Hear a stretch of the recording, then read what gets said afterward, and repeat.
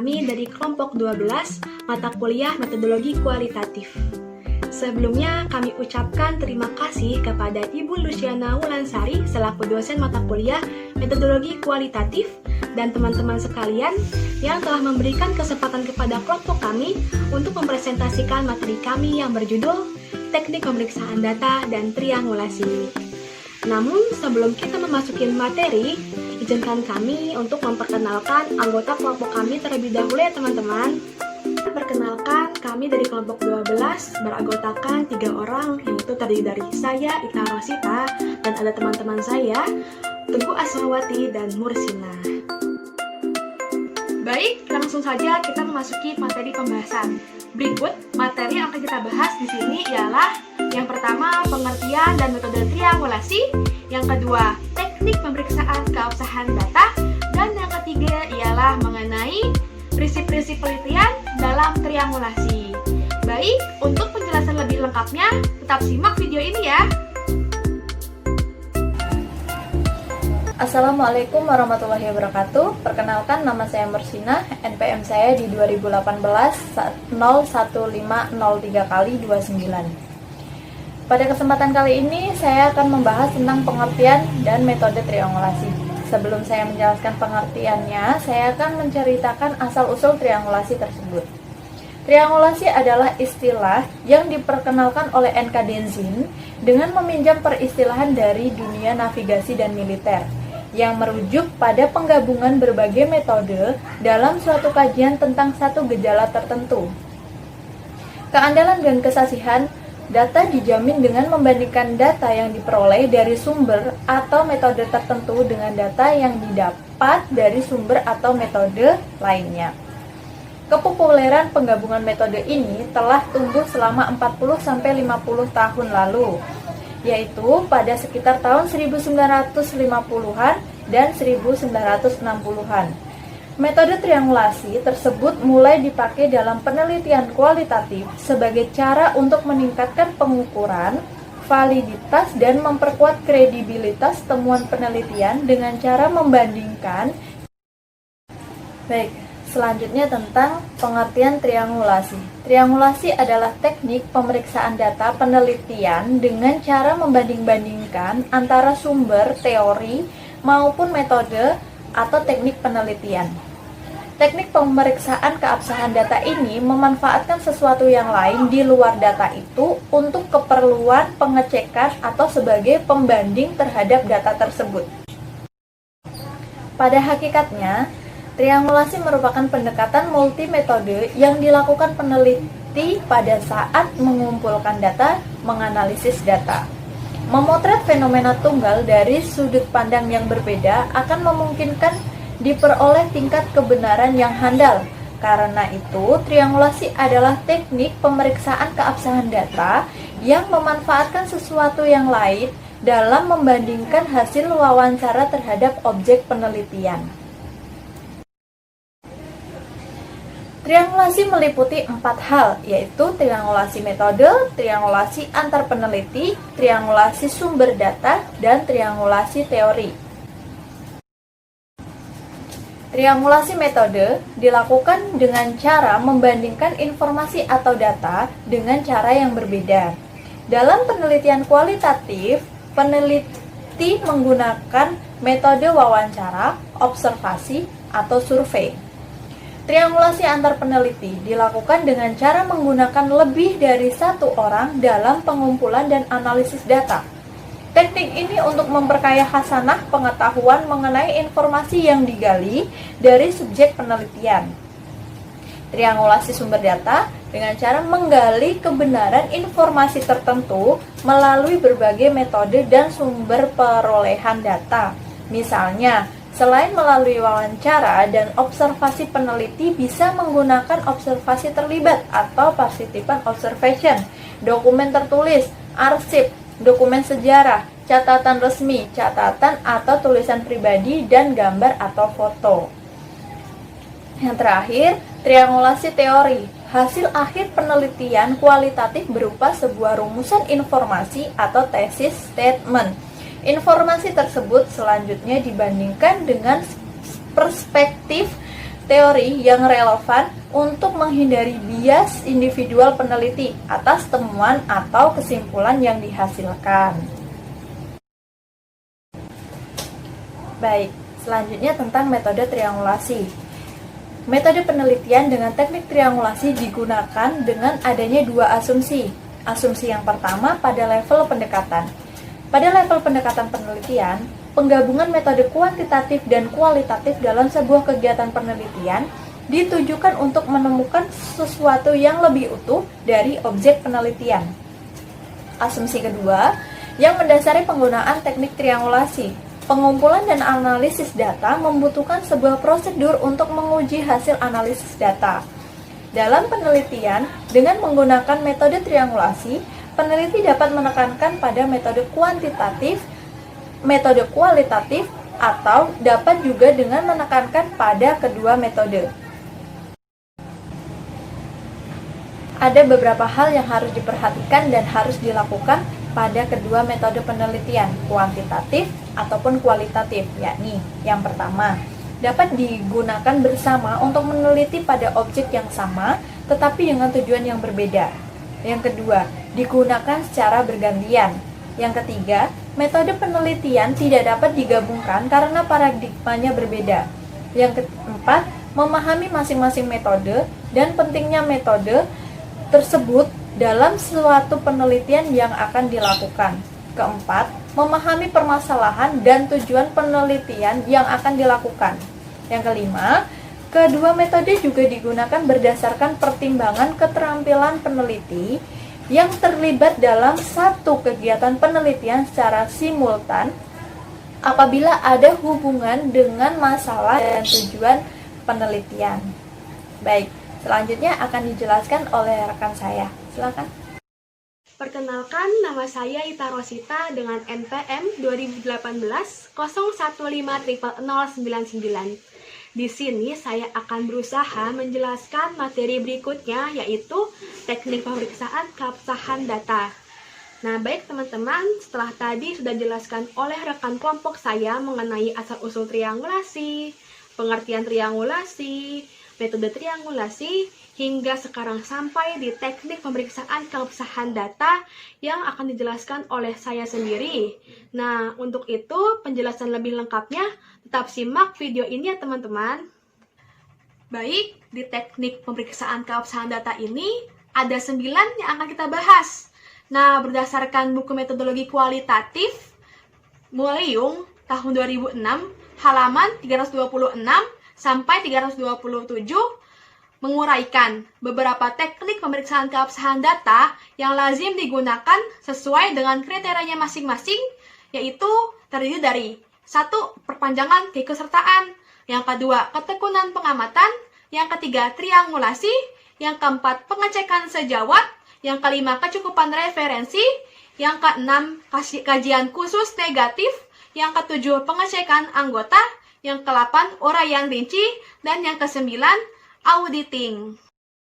Oke, baik teman-teman. Setelah tadi sudah disebutkannya 9 kriteria teknik pemeriksaan keabsahan data, lalu selanjutnya di sini akan dibahas mengenai masing-masing dari kriteria teknik pemeriksaan keabsahan itu. Nah, berikut yang akan kita jelaskan di sini yaitu yang pertama mengenai perpanjangan keikutsertaan. Nah, perpanjangan keikutsertaan ini yang dimaksudkan dalam penelitian adalah proses dan aktivitas, di mana peneliti ini hadir bersama, mengamati, melihat, memahami, bahkan tidak bersama objek tersebut. Nah, objek di sini yang dimaksudkan yaitu masyarakat atau perkampungan yang akan ditelitinya dalam rangka pengumpulan data itu. Nah, selain itu, peneliti perlu memeriksa kembali data-data tersebut. Apakah semuanya benar-benar absah? Nah, lalu apakah sudah bisa dijamin tingkat percayaannya? Nah, disinilah peneliti bisa menggunakan teknik perpanjangan keikutsertaan ini untuk memastikan keabsahan data tersebut yang diperolehnya dengan cara menambah waktu penelitian di lapangannya. Nah, lalu di sini ada ketekunan pengamatan. Apa sih ketekunan pengamatan itu? Nah, dalam penelitian sosial yang bersifat kualitatif, pengamatan menjadi teknik utama dan memiliki peran yang sangat signifikan. Melalui pengamatan, seorang peneliti bisa memahami keadaan objek, lalu mempelajari situasinya, menjelaskan, dan menafsirkannya menjadi sebuah data penelitian. Sebagai sebuah teknik pengumpulan data, hasil penelitian sangatlah penting bergantung pada keadaan seorang pengamat atau peneliti, baik bersifat internal atau psikologisnya, dan maupun bersifat situasi eksternal atau situasi dan kondisi yang diamatinya. Karena itulah teknik pengamatan mesti dilakukan dengan lebih tekun guna menghasilkan data yang benar dan akurat. Lalu di sini selanjutnya ada triangulasi. Apa sih triangulasi itu? Nah, sebelumnya sudah dibahas mengenai triangulasi ya, teman-teman. Nah, kalau di sini triangulasi ini masuk dalam teknik pemeriksaan keabsahan data. Nah, triangulasi ini secara sederhana dapat dimaknai sebagai teknik pemeriksaan data penelitian dengan cara membanding-bandingkan antara sumber, teori, maupun metode teknik penelitian. Nah, karena itulah Moleung membagi teknik pemeriksaan keabsahan data ini menjadi 3 jenis, yaitu triangulasi sumber, triangulasi metode atau teknik, dan triangulasi teori. Nah, selanjutnya di sini ada pengecekan sejawat. Nah, apa sih pengecekan sejawat ini? Nah, pengecekan sejawat ini yaitu pengecekan teman sejawat dilakukan sebagai salah satu teknik pemeriksaan keabsahan data dengan cara mengekspos hasil sementara hasil akhir yang diperoleh dalam bentuk diskusi bersama rekan-rekan sejawat tersebut. Nah, selain itu, teknik ini juga dapat dilakukan dengan mengumpulkan teman-teman sebaya yang memiliki pengetahuan umum yang sama tentang apa yang ditelitinya, sehingga bersama mereka peneliti dapat mereview kembali persepsi, pandangan, dan analisis yang sedang dilakukannya. Nah, baik teman-teman, selanjutnya di sini masih mengenai penjelasan kriteria teknik pemeriksaan keabsahan data. Nah, selanjutnya yang akan kita bahas di sini mengenai kecukupan referensi. Nah, apa sih kecukupan referensi itu? Nah, kecukupan referensi ini dalam teknik pemeriksaan keabsahan data bermakna tersedianya berbagai sumber yang dapat digunakan untuk menjelaskan data-data suatu penelitian. Nah, selain itu juga sebagai salah satu teknik pemeriksaan keabsahan data yang dapat dilakukan dengan cara menghimpun sebanyak mungkin sumber dukungan dalam penelitian, baik sumber manusianya berupa narasumber, data di lapangan, maupun sumber bahan rujukan yang relevan berupa buku kepustakaan, terus juga laporan penelitian, dan karya-karya ilmiah lainnya. Nah, selanjutnya ada kajian khusus negatif. Nah, apa sih kajian khusus negatif itu? Nah, kajian khusus negatif ini dalam teknik analisis kasus negatif dilakukan dengan jalan mengumpulkan contoh dan kasus yang tidak sesuai dengan pola dan kecenderungan informasi yang telah dikumpulkannya dan digunakan sebagai bahan pembanding. Nah, sebagai contoh adalah pelatihan penyiaran. Nah, di mana sebagai peserta pelatihan ada yang berhasil dengan baik dan tidak telah menjadi penyiar terkenal. Peserta yang tidak mengikuti pelatihan dengan benar, kurang serius, bahkan meninggalkan pelatihan sebelum waktunya selesai, diambil sebagai kasus untuk meneliti kekurangan atau kelemahan dari program pelatihan penyiaran yang dilakukannya.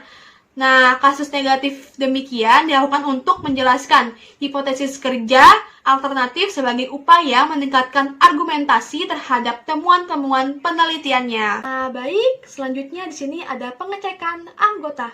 Nah, apa sih pengecekan anggota itu? Nah, dalam pengecekan dengan anggota ini terlibat dengan proses pengumpulan data, baik tim meliti maupun subjek yang telitinya, yaitu berupa narasumber atau informan. Nah, pengecekan dimaksudkan meliputi data, kategori analitis, penafsiran, dan kesimpulan.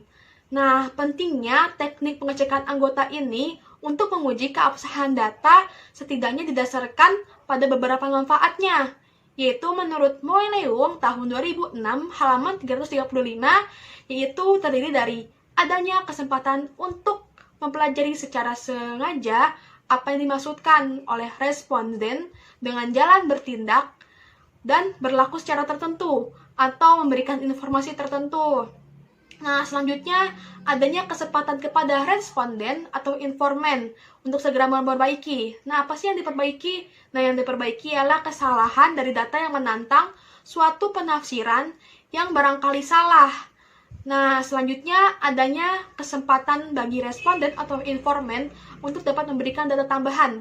Nah, data tambahan di sini yang dimaksudkan yaitu mengenai membaca konsep atau ikhtisar sementara yang sudah dibuatnya.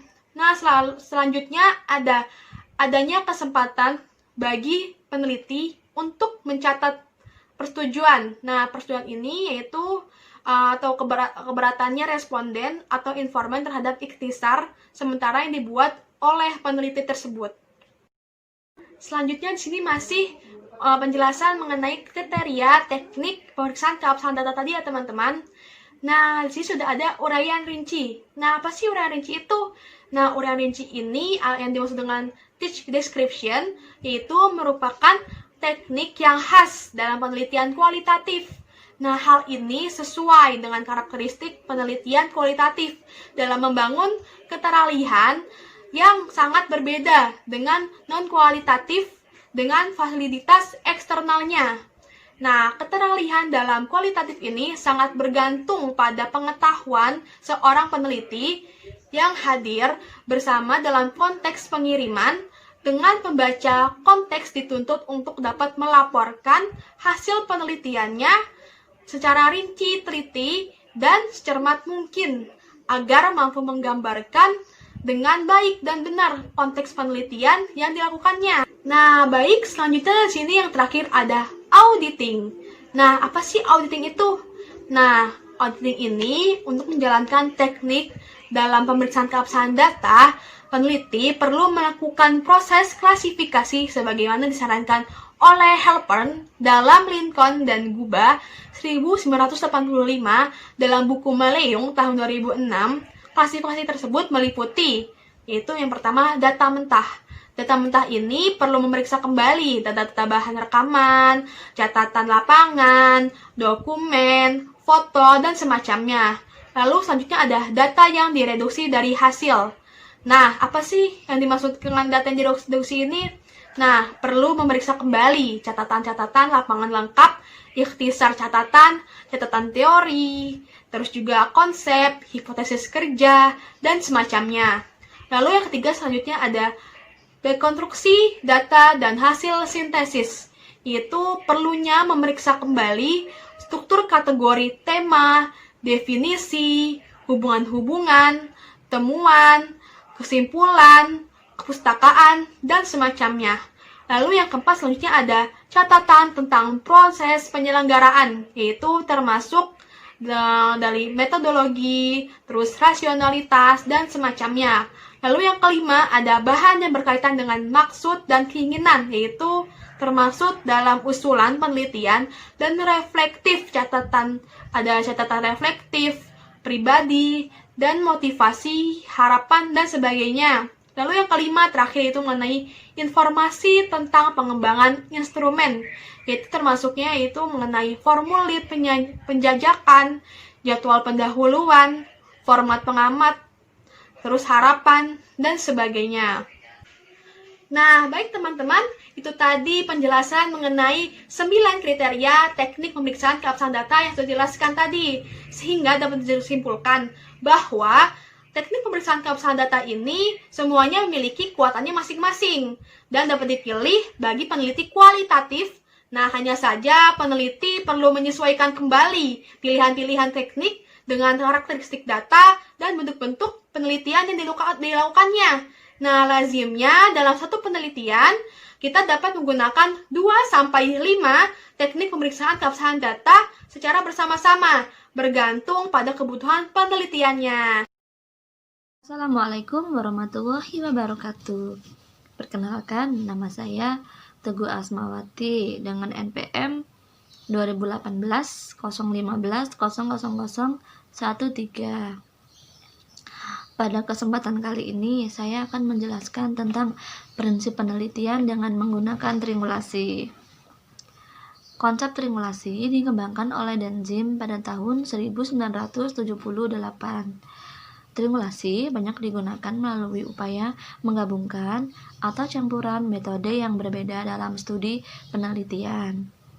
Maka dari itu, prinsip menggunakan triangulasi dalam penelitian adalah yang pertama, dapat mengkonfirmasikan apakah instrumen yang digunakan untuk mengukur suatu konsep itu tepat. Yang kedua, dapat memenuhi data keperluan kelengkapan. Peneliti menggunakan triangulasi untuk meningkatkan kedalaman dan pemahamannya tentang fenomena yang sedang diselidiki, memiliki sedikit dasar teori.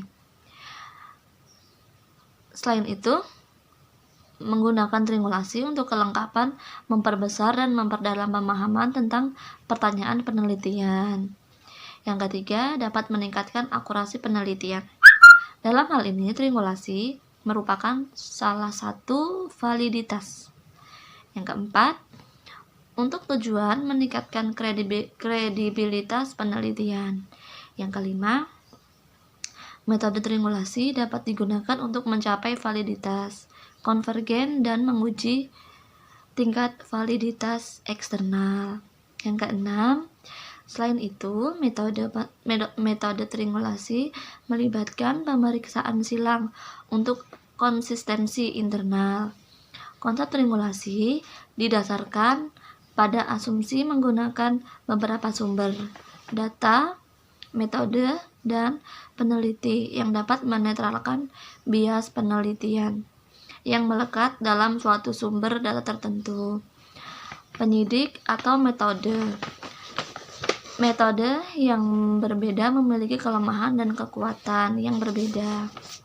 Oleh karena itu, efek triangulasi yang utama adalah dapat menawarkan untuk mengatasi kelemahan dari metode tunggal. Dengan demikian, jika kita menggunakan beberapa metode yang berbeda untuk menyelidiki fenomena yang menarik dan hasilnya memberikan konfirmasi yang saling melengkapi, sehingga diperoleh hasil yang valid.